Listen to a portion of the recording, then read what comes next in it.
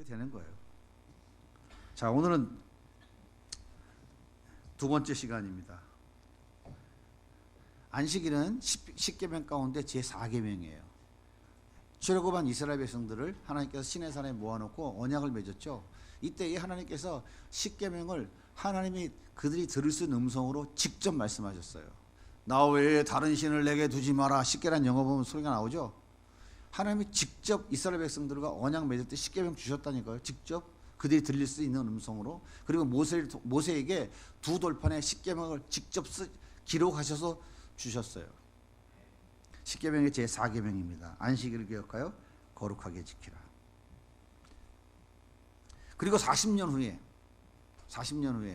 출애굽 1세대들이 다 모래밭에 묻히고 출애굽 2세대들을 데리고 이제 요단강을 건너가기 직전 모압 평지에서 하나님께서 다시금 안식일에 대해서 말씀하십니다. 모세를 통해서.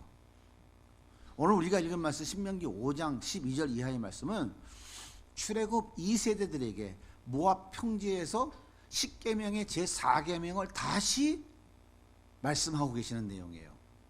자, 한번 읽어보겠습니다. 다시 일곱째 날. 출애굽기 20장 10절부터 11절 먼저 읽겠습니다. 이거 우리 지난주에 살펴본 거예요. 신명기 5장 12절의 십계명의 4계명의 내용과 무엇이 다른지를 여러분 잘 살펴보시면 답이 딱 나와요. 자, 읽어보겠습니다. 일곱째 날은 내 하나님 여호와의 안식일인즉 너나 내 아들이나 내 딸이나 내 남종이나 내 여종이나 내 가축이나 내 문 안에 머무는 객이라도 아무 일도 하지 마라.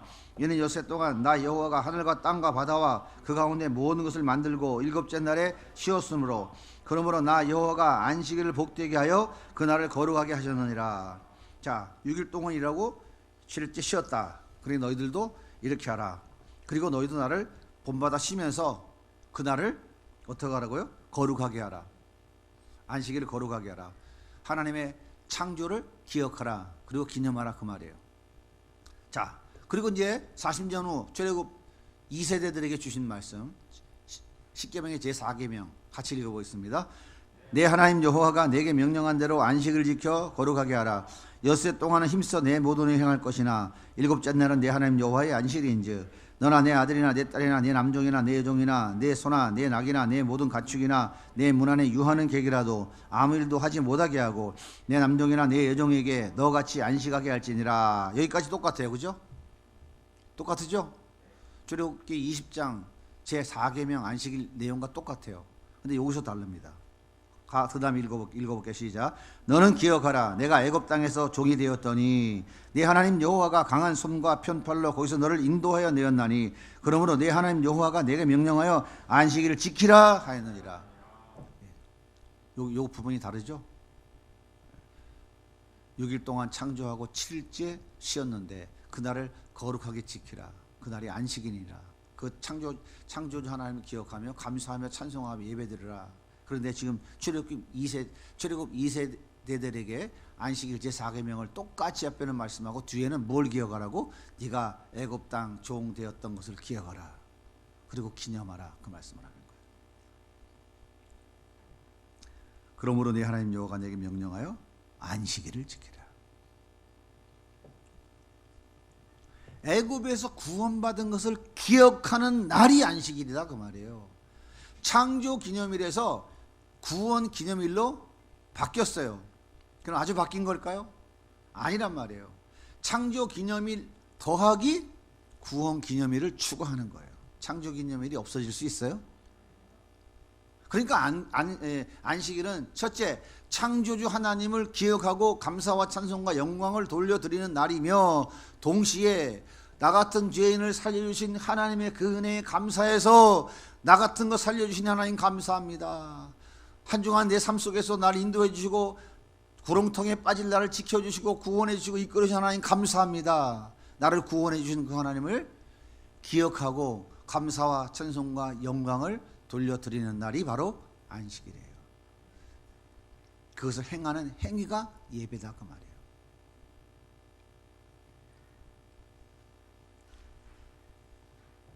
출애굽 사건은 구약시대 이스라엘 백성들에게 결정적으로 중요한 날입니다.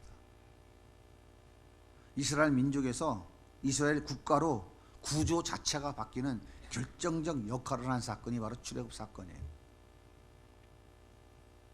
세상과 구별된 나라, 제사장 나라, 하나님의 특별한 사랑을 받을 수 있는 선택된 민족이 될 수 있었던 결정적 사건이 바로 출애굽 사건이에요.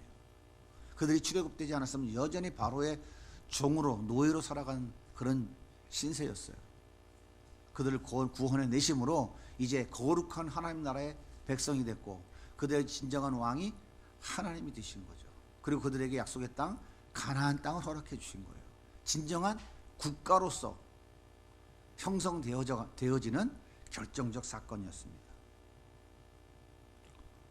이 사건은 하나님께서 애굽에 종살이하던 이스라엘 백성들을 구원하심으로 시작되었기 때문에 얼마나 중요한 날입니까?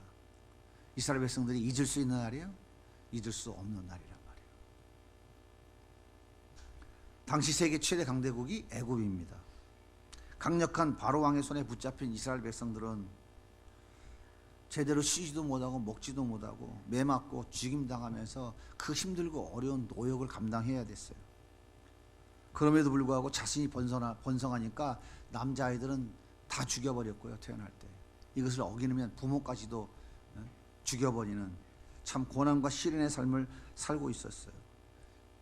이스라엘 백성들은 애굽의 바로 군대와 싸워서 독립을 쟁취할 만한 힘과 능력이 없었어요. 그렇다고 그들은 우리가 어떻게 하면 이 노예 삶에서 벗어날 수 있을까? 뭔가 길을 찾고 뭔가 소망을 가지고 뭔가 움직이는 그런 조그마한 움직임조차 없었어요. 그냥 완전 무능의 상태, 절대 무능의 상태, 아무것도 할 수 없는 그런 상태였어요. 그들이 할 수 있었던 것은 오로지 한 가지, 하나님 앞에 좀 도와주세요, 살려주세요, 신음하는 것밖에 없었어요.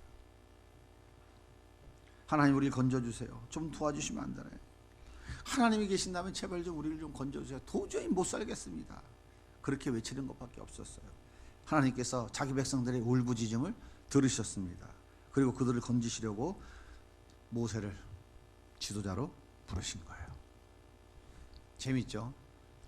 애굽의 바로의 딸 공주의 아들로 40년 성장했어요. 애굽의 모든 정치, 경제, 사회, 군사 모든 걸 다 훈련받았어요. 그리고 미디안 광야에서 40년 동안 양치는 목동으로 참 말도 안 되는 그런 상황이죠. 거기에 40년 동안 말이 그렇지 40년 참 힘들고 어려운 삶을 살아가고 있었죠. 하나님이 때가 되면 이스라엘 백성들을 애굽에서 건져내기 위해서 한 사람을 그렇게 준비시켜 놓은 거예요. 80년 동안 준비된 그 한 사람을 통해서 하나님이 자기의 이스라엘 백성들을 구원하는 일에 사용하고자 때를 기다리고 계신 것이죠. 때가 되어 모세를 지도자로 부르십니다. 그래서 그들을 구원해내는 작업을 시작해요. 왜 하나님이 이스라엘 백성들의 신음소리를 들으셨을까요? 창세기 15장 13절입니다. 같이 읽겠습니다. 시작. 여호와께서 아브라함에게 이르시되 너는 반드시 알라. 내 자손이 이방에서 객이 되어 그들을 섬기겠고 그들은 400년 동안 내 자손을 괴롭히리니 그들이 섬기는 나를 내가 징벌할지며 그 후에 내 자손이 큰 재물을 이끌고 나오리라. 하나님께서 이스라엘 백성들에게 너희 후손이 40년 동안 이방의 객이 되었다가 400년 동안 이방의 객이 되었다가 무슨 얘기입니까? 괴롭힘 당한다 이 말이죠. 지질이 고생하다가 때가 돼서 가나안 땅에 들어가게 될 것을 약속해 주셨어요.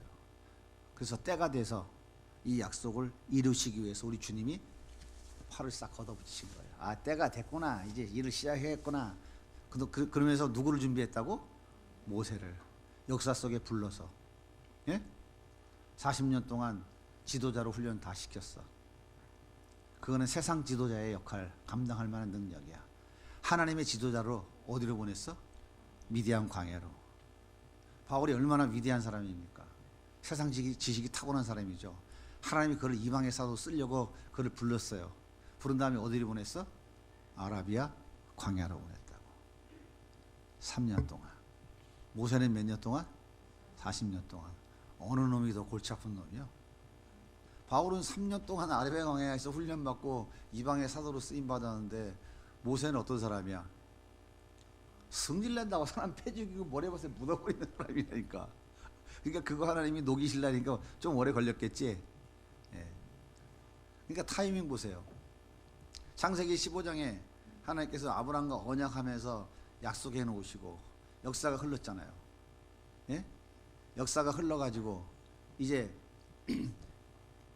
야곱을 통해서 요셉을 통해서 요셉을 미리 애국으로 보내셔서 총리로 만들어 놓고 70명 가족들을 애국으로 보내서 고센 땅에서 400년 동안 안전하게 200만이 넘는 큰 민족으로 다 만들어 놓으셨어요. 준비 다 해놨죠. 그러고 나서 이끌어갈 모세 또한 준비시켜 놓으시고 때가 되어 모세를 부르신 거예요. 기가 막히죠. 하나님이 이렇게 우리와의 약속을 반드시 지키시는 분이라니까요. 그래서 성경이 언약이잖아요. 언약의 책이잖아요. 구약을 옛 언약, 신약은 새 언약. 그래서 구약, 신약이 있는 거예요.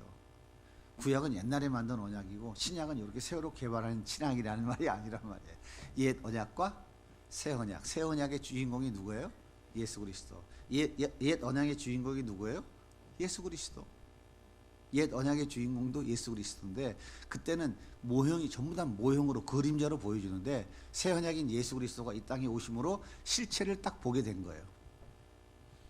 이렇게 하면 또 오늘 길어지니까 더 이상 안 가. 조금만 할게요. 제가 이 설명을 좀 해드려야 이 말씀이 이해가 되기 때문에 잠깐 설명한 거예요. 자, 하나님이 약속을 이루시기 위해서 팔을 걷어 붙이셨으니 그 약속이 이루어질까요? 안 이루어질까요? 이루어지죠. 그래서 바로가 9가지 재앙 쏟아 부었는데도 여전히 말 안 들어요. 그죠? 그래 가라 했다가 또 안 된다 그러고 가라 했다가 안 된다 그러고 마지막 10번째 재앙. 그 재앙이 뭐예요? 장자를 죽이는 거예요. 장자를 죽인다는 얘기는 싹 다 죽인다는 거예요. 싹 다 심판한다는 거예요. 장자의 의미가 뭐예요? 대표성을 가지고 있는 게 장자예요. 그러니까 장자가 죽었다는 것은 그 집안이 다 죽었다 이 말이에요. 가장이 죽으면 어떻게 돼요? 집안이 망가지죠. 네, 똑같아요. 그런 개념이에요. 네. 장자는 그 집안의 대표성을 가지고 있는 거예요. 장자가 죽는다는 것은 애굽을 완전히 다 심판하신다 그 얘기입니다. 이 무서운 심판 앞에 하나님께서 살 수 있는 길을 알려주셨어요. 그것이 뭐냐면 어린 양을 잡아서 피를 받아서 문 임방과 문 설주에 발라라. 그러면 죽음의 사자가 그 피를 보고 넘어갈 것이다. 그런데 실제로 곡소리가 나기 시작했어요. 이 집 저 집에서 장자가 죽어서 곡소리가 나고 초태생 처음 난 짐승들도 다 죽어버리고 이건 뭐 난리가 난 거예요. 그런데 어린 양의 피를 바른 집에는 장자가 죽지 않았어요. 그 죽음이 다 넘어가게 됐어요.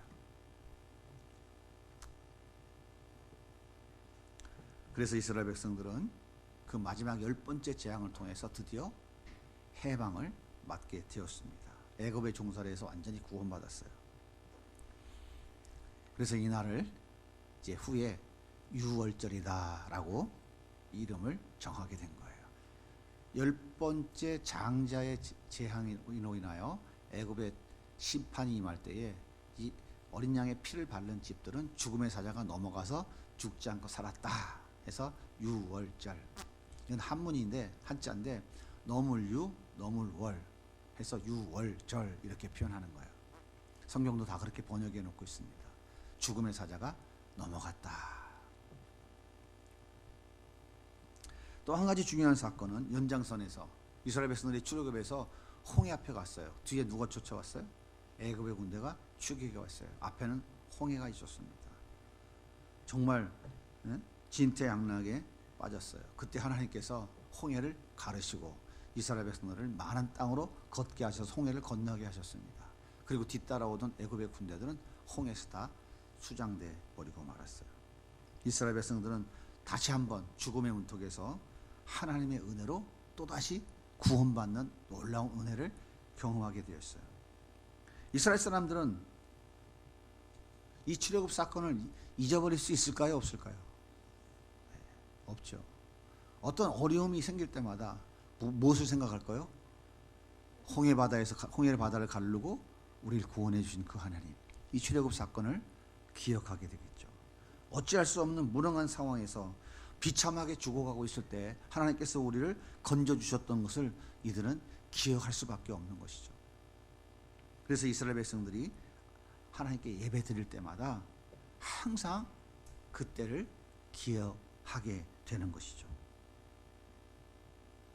이게 바로 안식일에 그들이 하나님께 예배 드리면서 와, 장자의 죽음이 있을 때 우리를 살려주신 하나님, 구원해 주신 하나님, 홍해 바다에서 홍해를 갈라서 우리를 건너 살려주시고 애굽의 군사들은 수장시키신 하나님, 와, 그 하나님 우리를 그렇게 구원해 주셨어.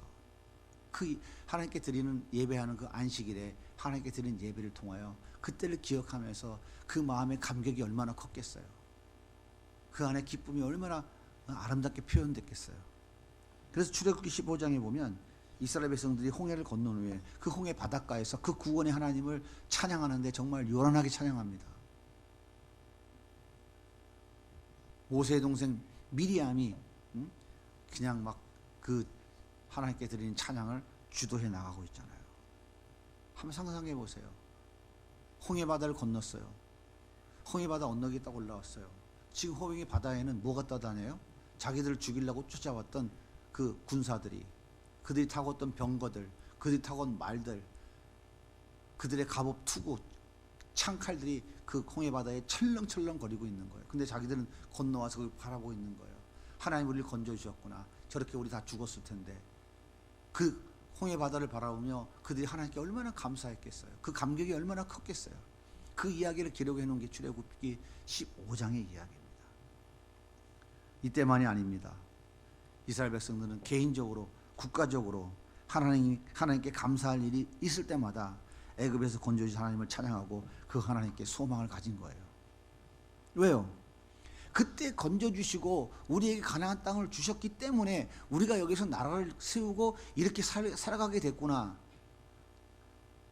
지금 오늘 우리의 삶의 시작이 바로 우리를 애굽의 종살이에서 건져주셨기 때문에 가능한 것이구나.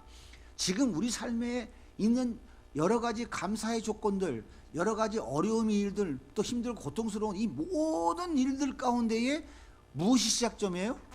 애굽에서 건져주신 하나님, 홍해에서 건져주신 하나님. 그것을 기억하지 않을 수가 없죠. 뿐만 아닙니다. 신명기 26장에 보면 가나안 땅에 들어와 첫 번째 농사를 지어서 첫 열매를 가지고 하나님께 드려요. 첫 소출을. 하나님의 은혜가 아니었으면 우리 이 땅에 들어와 농사 지을 수도 없었습니다. 그래서 첫 소출이, 해마다 첫 소출을 얻으면 그 첫 소출을 하나님께 드리는 거예요. 한 달에 하루에 첫 시간을 하나님께 드리고 한 달에 첫 시간을 월삭이라고 해서 또 하나님께 드리는 거예요. 월삭 새벽 기도회 들어봤어요? 안 들어봤어요? 예? 그게 그거란 말이에요. 나 같은 죄인을 구원해 주시고 살려주신 하나님 감사합니다. 나에게 생명 주시고 이렇게 또 8월 한 달을 또 시작하게 하셨네요. 그 첫날을 하나님께 예배 드리며 시작하는 거예요. 그것을 월삭이라고 그래요. 그 월삭의 의미가 그거예요. 초실, 첫 열매를 하나님께 드린 것도 그거예요. 제가 옛날에 저쪽에 있을 때 청년들은 월급, 직장 딱 취직해갖고 월급 털면 첫 달에 첫 월급을 하나님께 다 드렸어요. 나 그렇게 시킨 적도 없는데 말씀을 똑바로 가르치니까 그렇게 하더라고. 얼마나 감사한지.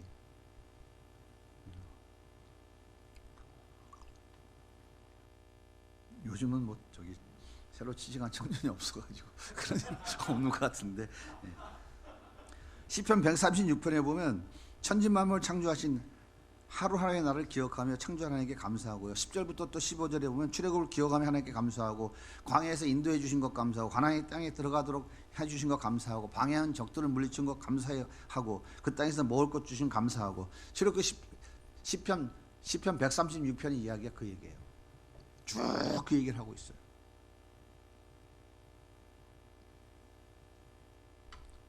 그러니까 이런 고백과 감사와 예배의 기초가 뭐냐면 출애굽 사건이다 이 말이에요. 출애굽 사건. 그래서 이스라엘 백성들이 시와 찬양의 모든 것들은 다 어디서부터 시작되냐면 출애굽 사건으로부터 시작되는 거예요. 나 같은 죄인 살려주신 하나님, 거기서부터 시작되는 거예요. 우리를 노예의 삶에서 건져주신 그 하나님에서부터 시작되는 거예요. 이게 우리의 예배, 우리의 감사, 우리의 기도, 우리의 삶의 모든 것의 시작이 여기인 거예요. 그러면 출애굽 사건은 구약시대 이스라엘 백성들에게만 해당되는 것일까요? 오늘 신약세를 사랑하는 우리들에게 해당 없는 거예요? 그건 걔네들이 하라고 그러면 되는 거예요? 만약 그렇게 묻고 싶은 분이 계시다면 이스라엘 백성과 우리가 동일한 하나님의 백성인 것을 아직 모르시는 거예요. 이스라엘 백성들이 양을 잡아서 그 피를 문 설주와 문 인방에, 쉽게 말하면 문자가 현관 출입문에다가 가로 세로로 이렇게 바르면 죽음의 천사가 그것을 보고 넘어갔단 말이에요. 심판하지 않고 넘어갔단 말이에요. 바로 이 피 흘려 죽은 어린 양이 예수 그리스도를 예표하는 거예요. 예수 그리스도. 예수 그리스도께서 6월절에 어린 양이 되셔서 우리를 대신해 십자가에 죽으심으로 우리가 구원받았잖아요. 사단의 손아귀에서, 죄의 손아귀에서, 세상의 손아귀에서 우리를 자유하게 하시고 해방시켜 주신 거예요. 바로 그 구원을 기억하고 그 구원을 허락해 주신 하나님께 감사하고 기뻐하며 즐거워하며 경배하는 것이 주일의 의미인 거예요. 우리가 주일에 모여 예배드리는 것, 구약 백성들이 안식일에 모여 예배드리는 것과 똑같아요.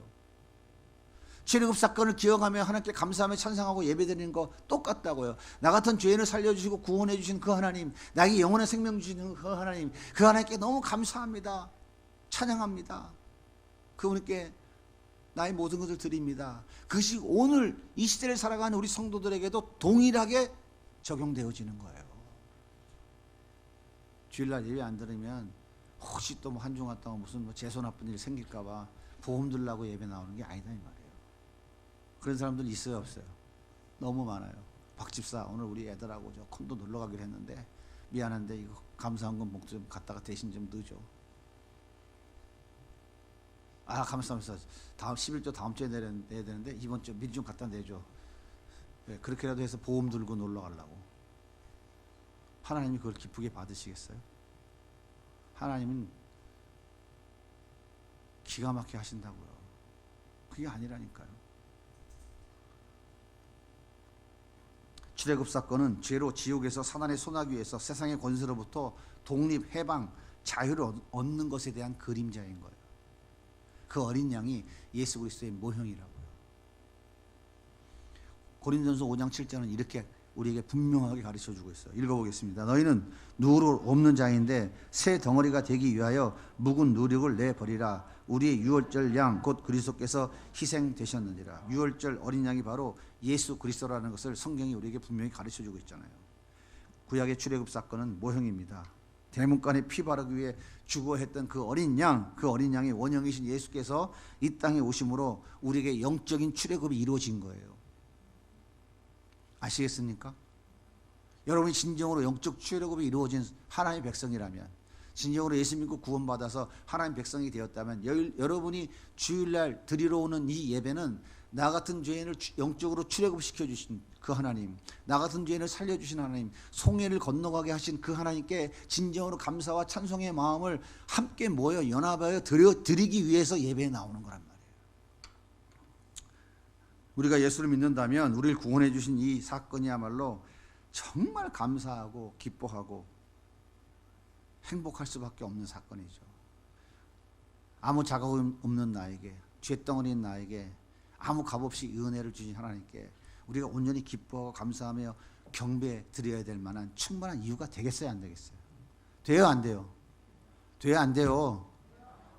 된다고 생각하는 분들은 오예배 땡땡이 치지 말고 열심히 나오시고, 땡땡이 치는 분들은 아직도 그거 된다는 이유를 모르시는 분들이라고 생각하면 안 되겠죠? 그럼 시험 들겠죠? 네. 이 세상에 하나님을 믿지 않는 사람들이 너희 구원자가 누구냐, 너희 창조자가 누구냐, 내 인생이 네가 넌데 네 인생의 주인이 넌데 네 마음대로 살지 왜 이렇게 주일날이고 뭐고 쩔쩔매고 그렇게 막 뭔가 끌려가지고 응? 여기 곱배 메인 소같이 끌려다니는 그런 삶을 살았냐? 야, 너 너무 지금 구질구질한 거 아니냐? 라고 말할 수 있어요. 세상에 믿지 않는 사람들이. 이럴 때 여러분들이 어떻게 대답해야 됩니까? 아니다. 나를 구원하신 하나님, 나에게 이런 은혜 베풀어 주신 하나님께 내가 감사하고 경배하고 찬양 올려드리고 나는 그분을 위해 살아가겠다는 충성을 다짐해야 되는 거, 난 이게 너무 소중해, 이렇게 말할 수 있어야 된다 이 말이에요. 우리가 이렇게 말할 수 있다면 우리는 이 세상의 가치관과 이 세상의 구조로부터 건진받은 거예요. 이 세상 트렌드에 휩쓸려서 넘어가지 않는 사람인 거예요.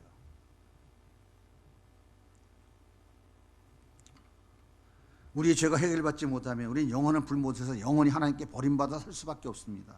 그런데 그 지옥 권세에서 나를 구원해 주셨어요. 그리고 그 하나님을 나의 아버지로 모시고 살아갈 수 있게 되었어요.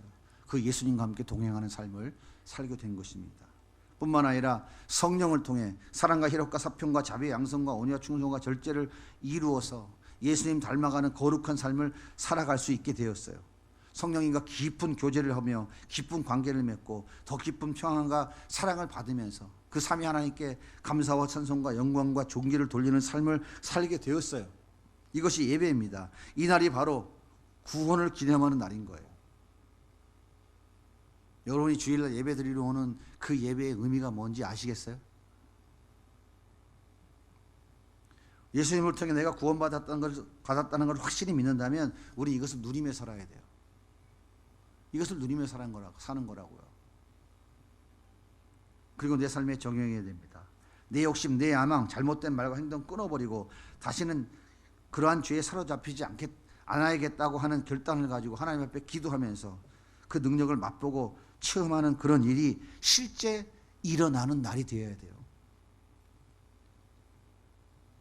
그 하나님께 다시금 결단하면서 한 주간의 삶은 정말 구원받은 하나님의 백성답게, 하나님의 거룩한 백성답게 더 살아나겠습니다. 주님 감사합니다. 나는 홍해에서 건진받은, 홍해를 건넌 사람입니다. 나는 출애굽한 사람입니다. 난 예수로 말미암아 난 구원받아 하나님의 자녀가 된 사람입니다. 근데 지난주에 한 주간 또 보니까 너무 많이 쓰러지고 너무 많이 주님의 마음을 아프게 했네요. 주님 죄송합니다. 그 은혜를 내가 다시금 기억하고 이번 한 주간은 더 내가 승리하도록 노력해 볼게요. 주님 도와주세요. 결단하며 또다시 한 주간의 삶을 시작하는 거예요.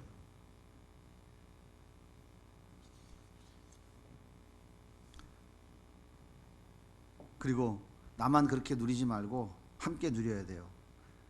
내 집에 있는 자녀들과 종들과 나그네에게도 내가 누리는 안식을 누리게 해야 된다라고 성경이 말하고 있잖아요.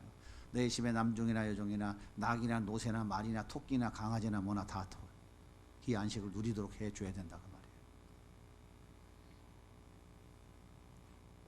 나만 하나님께 감사하고 다시 회복하는 것만이 아니고 아직도 예수 믿지 않는 우리 주변의 모든 사람들도 이 안식에 참여할 수 있도록 우리가 최선을 다해야 된다 그 얘기입니다.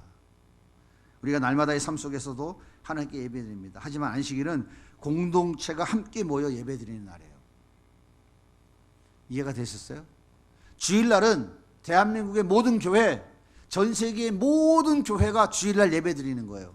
시차는 조금 있고 장소는 다 떨어지지만 전 세계의 교회가 함께 하나님께 연합해서 예배드리는 거예요. 그날이 주일이란 말이에요.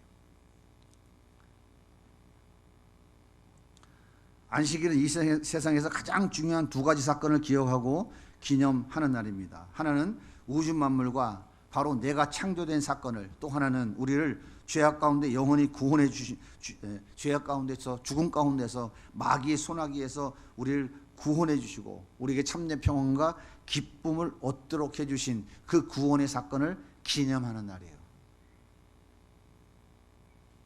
그러므로 특별하게 구별하시고 복되게 하신 안식일을 잘 지켜야겠어요? 안 지켜야겠어요? 잘 지켜야겠어요? 안 지켜야 되겠어요? 아이고 뭐 일부 예배 한번 드렸으면 됐지 무슨 뭐 나머지 좀 안식을 해야지. 안 그래요? 아니야, 오늘 오전에 약속이 있으니까 약속에 갔다가 오후에 3부 예배 드리고 안식을 해야지. 그래야 내일부터 열심히 해서 또 일하지. 그게 아니다 이 말이에요. 안식의 개념이 뭔지 아시겠죠? 그래서 쉬면서 하루를 온전하게 하나님을 찬양하고 예배하는 그 일에 집중하는 거예요. 그래서 주일에 예배도 드리고 성도들과 함께 교제하고 커피도 한 잔 마시고 어디 신방 관리 있으면 예배 안 나오신 성도들 신방도 다녀오고 함께 모여서 성도 간에 교제도 하고 또 전도해야 될 곳이 있으면 같이 전도도 하면서 이렇게 하나님께 받은 그 구원의 은혜에 감격한 우리의 삶의 적용의 내용들로 살아가는 것이 그게 안식이래. 우리가 진정으로 구원받은 하나님의 백성들이라면 이 안식의 의미를 잘 알아야 돼요. 그리고 바르게 하나님께 예배드리면 그 예수님과 더 깊은 관계를 맺게 돼요. 그분의 사랑과 그 은혜를 더 깊이 알게 돼요. 그분과 더 친밀해져요. 안식일을 늘 기억하시면서 그 안식일을 잘 지키는 것이 구원받은 하나님의 백성의 마땅한 도리인 것을 기억하고 하나님 앞에 안식일을 잘 지키고 하나님께 바르게 예배 잘 드림으로 하나님께 주시는 그 복을 마음껏 좀 누리면서 나누면서 베풀면서 살아가는 우리 성도님들이 다 되시기를 예수님의 이름으로 축복합니다.